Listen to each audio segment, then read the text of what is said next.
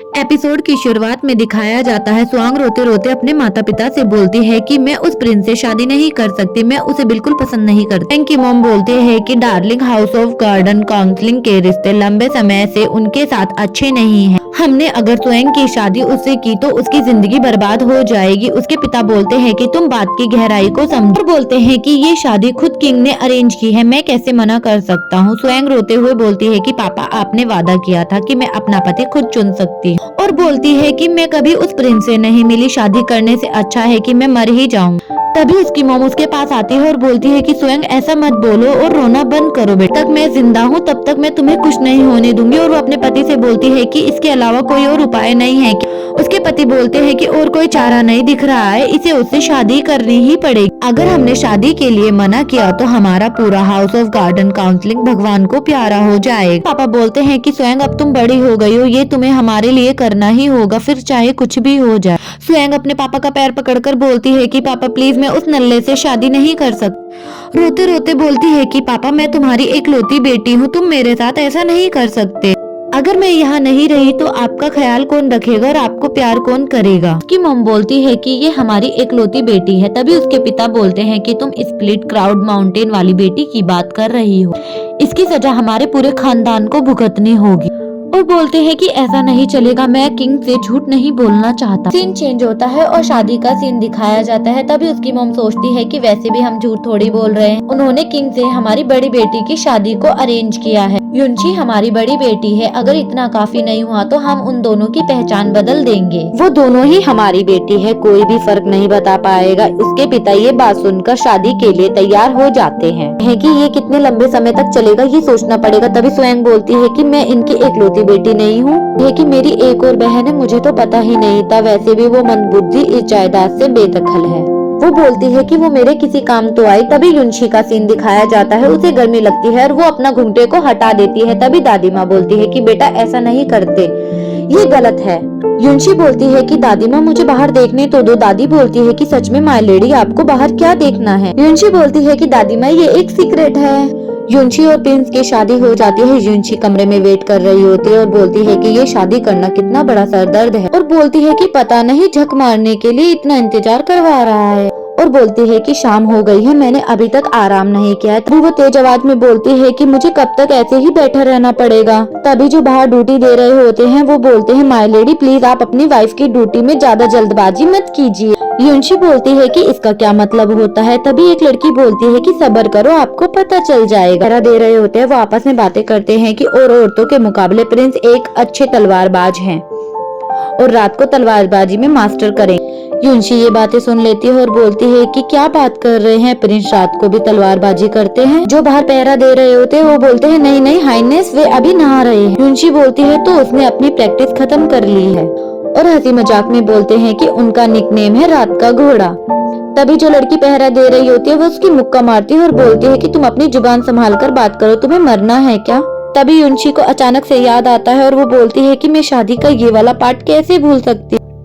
और बोलती है कि मैंने तो स्वांच की जगह शादी की है, मुझे सच में इसका सामना करना पड़ेगा। आता है और बोलता है कि मुर्गा तैयार है। बाहर के पहरेदार बोलते हैं, हाँ मैंने मुर्गे को अच्छे से तैयार किया है। युनशी ये बातें सुनकर घबरा जाती है। पहरेदार पूछता है कि आपने क्या करने का सोचा है कि आज रात को हम शुरू में ही पहले ड्रैगन्स और मोती का खेल खेलेंगे।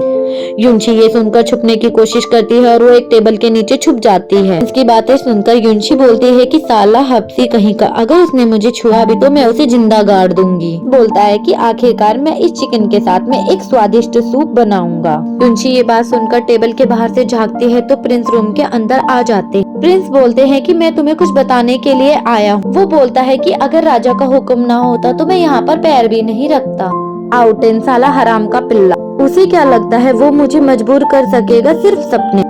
और बोलता है कि तुम एक प्यादे से ज्यादा और कुछ नहीं हो, ध्यान से सुनो, सिर्फ नैन क्वीन ही मेरी प्रिंसेस बनने के लायक। तुम्हें छुपना इतना ही पसंद है तो तुम छिपी रहो, सही है, मुझे भी तुम्हें देखने का कोई शौक नहीं है।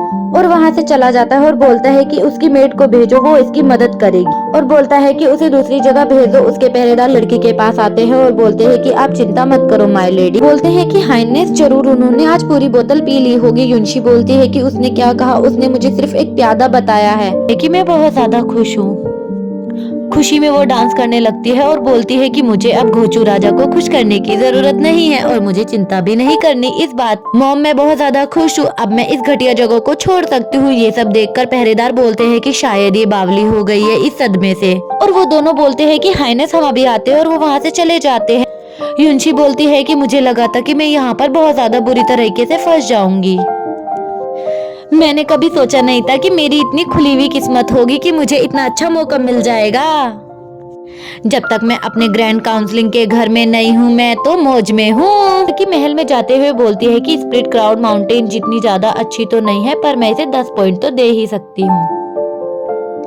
युनशी को दूसरी जगह ले जाया जाता है। जब दरवाजे का ताला खुलता है और युनशी देखती है तो वो बोलती है कि उसकी माँ की ये साला प्रिंस कहीं का, और बोलती है कि यहाँ पे तो इतनी अच्छी अच्छी जगह है, मुझे यहाँ पर क्यों रहना पड़ रहा है। ये तो वहाँ पर कोई नहीं होता है। मेड भी बोलती है कि माय लेडी मैं चलती हूँ, बाय बाय। युनशी गुस्से में बोलती है कि घंटे का प्रिंस, मेरे जैसी अबला बेचारी लड़की को यहाँ वो अकेले छोड़ गया, साला गधा कुत्ता कमीना बेश। युनशी बोलती है कि मैं स्प्लिट क्लाउड माउंटेन में जंगलियों की तरह बड़ी हुई हूँ, मैं उसे दिखा दूंगी कि मैं कौन लड़की हूँ।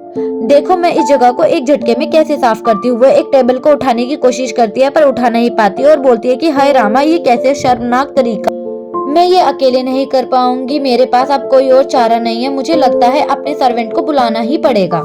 तभी वो अपने डब्बे से एक आत्मा को बुलाती है और वो बाहर आने के बाद बोलता है, अबे डायन, तूने मुझे इतने समय तक एक डब्बे में कैद कैसे करके रखा। युनशी बोलती है कि मैं तो भूल ही गई थी। आत्मा बोलती है कि तुम्हें तो शादी करने की इतनी तड़प थी कि इसीलिए तुम मुझे भूल गई। युनशी बोलती है कि अबे यार, तुम्हें तो पता ही है मैंने किस लिए शादी। युनशी आत्मा को पूरी बात बताती है और आत्मा बोलता है कि ऐसी बात है, मुझे तो लगा तुम शादी करके बहुत ज्यादा खुश होगी और मजे कर रही हो। जिस दिन से मैं तुम्हारे साथ आया हूँ उस दिन से तो मेरी जिंदगी भी नर्क हो गई है। मैंने सोचा नहीं था वो साला तुम्हारी इतनी ज्यादा बेइज्जती करा था, लगा नहीं था कि प्रिंस से शादी करने के बाद तुम्हारी जिंदगी इतनी बेकार हो जाएगी। युनशी आत्मा को कमरे की साफ सफाई करने के लिए बोलती है। आत्मा और युनशी मिलकर कमरे की साफ सफाई कर लेते हैं। वो बहुत ज्यादा थक जाते हैं और बोलते हैं कि ये प्रिंस तो एक नंबर का गधा है, इसकी वजह से हमें इतनी प्रॉब्लम सहनी पड़ी। अगली बार मैं उस गधे और घटिया प्रिंस की बैंड बजा दूंगी। आत्मा बोलती है कि हमें कुछ अच्छा आइडिया सोचना। युनशी बोलती है कि उसकी चिंता नहीं है, मुझे किस्मत वालों के साथ तो अच्छा ही होता है। युनशी बोलती है कि आज मैं पूरे दिन इतनी बिजी थी कि मैंने कुछ भी नहीं खाया। आत्मा बोलती है कि मैंने भी कुछ नहीं खाया, मुझे भी भूख लगी। युनशी बोलती है कि बिना खाए तो नींद भी नहीं आएगी, अब हम क्या करें। युनशी बोलती है कि डिनर का टाइम हो रहा है। आत्मा बोलता है कि इतनी रात को खाना क्या मेरा बाप लाएगा। युनशी और आत्मा मिलकर किचन को ढूंढ लेती है। युनशी आगे निकल जाती है और आत्मा पीछे रह जाती है। युनशी बोलती है कि आवाज मत करो वरना हम पकड़े जाएंगे। वो पीछे मुड़ के देखती है तो वहाँ पर एक लड़का होता है। वो लड़का उससे पूछता है कि तुम कौन हो और यहाँ पर क्या कर रही हो। लड़की बोलती है कि तुम बताओ तुम कौन। का बोलता है कि मैं यहाँ का गार्ड हूँ, और बोलता है कि तुम चोर हो, और उन दोनों के बीच में फाइट शुरू हो जाती है। युनशी बोलती है कि लगता है ये मार्शल आर्ट में बहुत अच्छा है। युनशी बोलती है कि मैं चोर नहीं हूँ, और वो युनशी को पकड़ लेता है। युनशी आत्मा को बुलाती है और बोलती है कि कहाँ रह गया, जब इसकी जरूरत होती है तभी ये कमबख्त गायब हो जाता है। युनशी को अपने मास्टर की बात याद आती है और वो स्मोक करके वहाँ से भाग जाती है। तभी वहाँ पर पहरेदार आते हैं और बोलते हैं कि हाइनेस आपको क्या हुआ। राजकुमार बोलता है कि स्मोक की वजह से मैं कमजोर हो रहा हूँ। युनशी भागते भागते सोचती है कि मुझे किसी पर निर्भर नहीं होना है, मैं खुद से आत्मनिर्भर बनूंगी, मैं सब कुछ खुद ही करूंगी, मैं किस्मत पर भरोसा नहीं करती हूँ, मैं अपनी किस्मत को खुद लिखूंगी। और वो अपने रूम के पास पहुँच जाती है। बाहर बैठकर वो सोचती है कि अब मैं क्या करूँ, मुझे भूख भी लग रही है। तभी उसके ऊपर वहाँ का साइन बोर्ड उतरकर गिर जाता है। युनशी बोलती है कि मुझे बचाओ, कोई मेरी मदद करो, इसे हटाओ। एपिसोड 1 यहीं पर खत्म होता है। अगर आपको मेरी एक्सप्लेनेशन अच्छी लगती है तो वीडियो को लाइक और चैनल को सब्सक्राइब करना। Thank you.